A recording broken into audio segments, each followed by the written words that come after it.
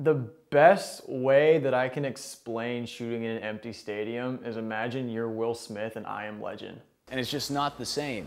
It's a weird feel because you don't have the natural sound around you.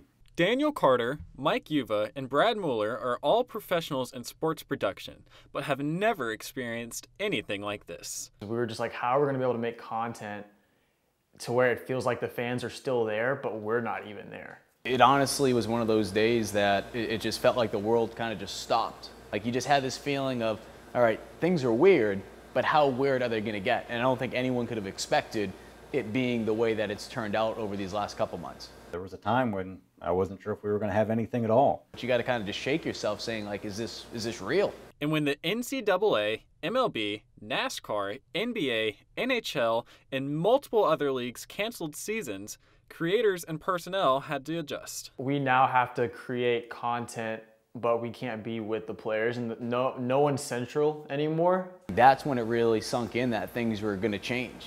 They're having the broadcasters actually call the game from watching it on a TV in a separate facility.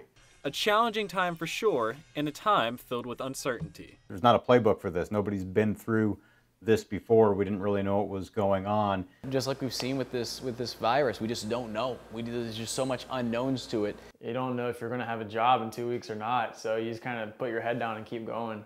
I've been doing this for 27 years, and it's not something I've done before. But as we begin to return to a new normal, having sports brings just a bit of hope.